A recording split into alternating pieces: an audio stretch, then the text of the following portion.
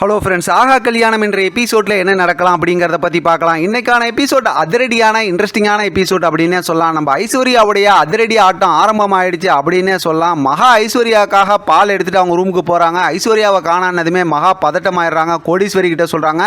வீட்டில் இருக்கவங்க எல்லாருமே ரொம்ப பதட்டமாகி இப்போ ஐஸ்வர்யாவுக்கு ஃபோன்லாம் பண்ணி பார்க்குறாங்க. ஐஸ்வர்யாவுக்கு ஃபோன் போகல. உடனே வீட்டில் இருக்கவங்களாம் ரொம்ப கவலையோடு எல்லா பக்கட்டும் தேட ஆரம்பிக்கிறாங்க.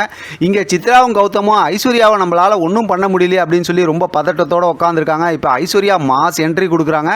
ஐஸ்வர்யாவை பார்த்ததுமே சித்ராவும் கௌதமும் பயந்து போய் அப்படியே எந்திரிச்சு நிற்கிறாங்க. ஏன்னா இவங்க எவ்வளோ தப்பு பண்ணியிருக்காங்கன்னு தான் தெரியல நமக்கு. இப்போ ஐஸ்வர்யா வழக்கம் போல் இப்போ சித்ரா கௌதமை செம்மையாக கலாச்சி பேசுகிறாங்க. நம்ம பழைய ஐஸ்வர்யாவை பார்த்த மாதிரி இருக்குது இன்றைக்கான எபிசோடில். இப்போ சித்ராவும் கௌதமும் செம்மையாக மிரட்டி விட்டு நான் கேட்ட பணத்தை நீங்கள் கொடுக்கணும் அப்படின்னு கேட்கும்போது அவ்வளோ பணம்லாம் கொடுக்க முடியாதுன்னு சொல்லும்போது நீங்கள் பண்ண தப்பெல்லாம் நான் லிஸ்ட்டு போடட்டுமான்னு சொல்லி ஏற்கனவே நடந்த எல்லா விஷயத்தையும் ஒன் பை ஒன்னாக எல்லாத்தையும் சொல்கிறாங்க. இப்போ இதெல்லாம் சொல்லி நான் கோர்ட்டில் டிவோர்ஸ் அப்ளை பண்ணேன்னா உங்கள் சொத்துல பாதி எனக்கு கொடுக்க வேண்டியது இருக்கும் அப்படின்னு சொல்லிட்டு இவங்க டிவைஸ் நோட்டீஸ் கொடுத்தாங்களா, அந்த பேப்பர் வெறும் பேப்பர் தான் சொல்லி கிழிச்சு சித்ரா கௌதம் மூஞ்சியில் தூக்கி கடாசிட்டு நான் வக்கீலை வச்சு ப்ராப்பராக ஒரு டிவைஸ் பேப்பர் ரெடி பண்ணிட்டு வந்திருக்கேன் அப்படின்னு சொல்லிட்டு அதை எடுத்து காட்டுறாங்க. அதை மொத்தத்தில் சித்ரா கௌதமியும் அப்படியே அள்ளு தெறிக்க விட்டாங்கன்னு சொல்லணும்.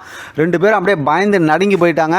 இதுக்கப்புறம் நீங்கள் என்ன முடிவு பண்ணுறீங்கிறத சீக்கிரமாகவே முடிவு பண்ணுங்கள். எனக்கு சாட்சி சொல்கிறதுக்கு எல்லாருமே இருக்காங்க, ஆனால் உங்களுக்கு சாட்சி சொல்கிறதுக்கு நீங்கள் காசு கொடுத்து ஆள் ரெடி பண்ண வேண்டியது இருக்குன்னு சொல்லி எல்லாத்தையும் சொல்லி மிரட்டி விட்டுட்டு சீக்கிரமாக ஒரு நல்ல பதிலாக சொல்லுங்கன்னு சொல்லி ஐஸ்வர்யா அங்கேருந்து கிளம்புறாங்க. சித்ராவும் கௌதமும் அப்படியே ஒன்றும் பண்ண முடியாமல் அப்படியே மிரண்டு போய் நிற்கிறாங்க அப்படின்னு தான் சொல்லணும். இப்போ ஐஸ்வர்யாவை காணான்னு சொல்லி இங்கே வீட்டில் இருக்கவங்களாம் ரொம்ப பதட்டமாக இருக்காங்க. ஐஸ்வர்யா வந்து ஆட்டோவில் இறங்குறாங்க.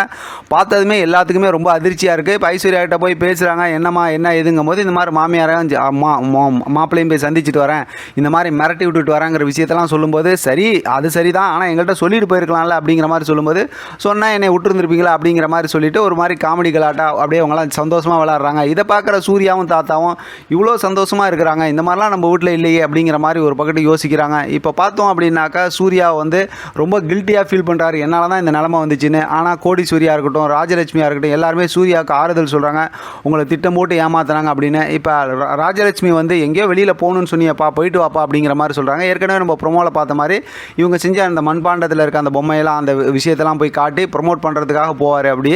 ஆனால் இந்த பக்கத்து நம்ம மகா அதிரடியாக யோசிக்க ஆரம்பிச்சிட்டாங்க. இனிமேல் சிஐடி வேலை தான் நினைக்கிறேன். மொத்தத்தில் ஸ்டோரியை செம்ம இன்ட்ரெஸ்டிங்காக கொண்டு போகிறாங்க. தொடர்ந்து நம்ம பேசலாம். இதை பற்றி உங்களோட கருத்து கமெண்ட் பாக்ஸில் தெரியப்படுத்துங்க. தொடர்ந்து ஆதரவு கொடுங்க. தேங்க்யூ ஃப்ரெண்ட், தேங்க்ஸ் ஃபார் வாட்சிங்.